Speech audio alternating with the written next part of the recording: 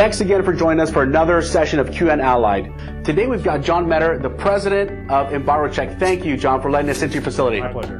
Now, let's talk about what's new with lead. The EPA has put out the RRP rule, and it stands for Renovation, Repair, and Paint. It's a new rule that came out April 22nd, 2010. And what it is new guidelines on how to test, when to test, or assume for lead-based paint, and also what the contractor needs to do in order to go through the process. There's so many poisonings of children in America right now, and that's why the EPA has got all of our attention with this huge $37,500 fine.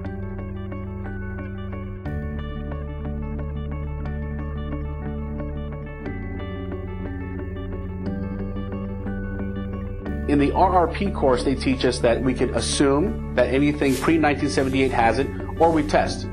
What's your experience with that? After the thousands of jobs that we've performed, probably 95% or more are actually coming up negative.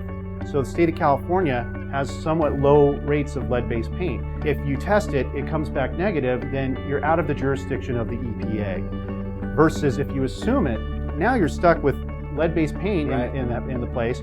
You might have to do some kind of waste profiling, which is complicated, and you're under the jurisdiction of the EPA, and you could be subject to the fines. So I think that testing is probably the best method to determine, the course of action that you need. Twice. What's a test like that cost when you compare it to the abatement that you would have to do? That's a good question too.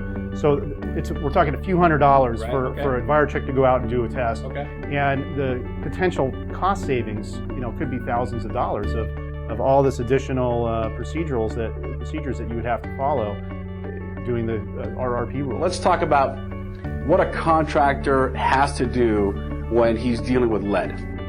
Yeah, now the RRP has what I like to call the 3 C's in the process. And what you're talking about is containment, control, and the third C is cleaning. Containment, what we do is we put plastic on the ground. Lead is heavy, so it's going to fall down onto the ground. So we want to put plastic out on the ground. The second item was control. So you want to control your dust. That means that you're not using power sanders unless you have a shroud system on it. That means that you're not going to make a big mess and walk and track through somebody's living room. And last, the third item is keeping things clean. So you're cleaning your tools, you're cleaning your area, you're cleaning your feet, you're cleaning your hands, and finally you do a clearance to verify that everything's clean in the end.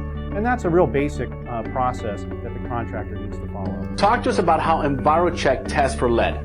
Okay, well, it's real simple. You've got 2 methods. You've got the XRF method and you've got the AAS method. The XRF stands for X-ray fluorescence, and it is just how it sounds. It's an X-ray gun. You put it on the surface that you want to test, and you basically shoot an X-ray at it. It tells you how much lead is there. We use this method for larger projects so we can get a number of samples, and we can get it pretty quickly. You get instantaneous results. The other method is called atomic absorption spectrometry, or otherwise known as AAS. You take a knife or a tool and you scrape off the paint off your substrate, you put it in a little bag. Once we have it in the bag, we take it back to the laboratory, and that's where the process begins. The process starts with leaching the lead out of that paint.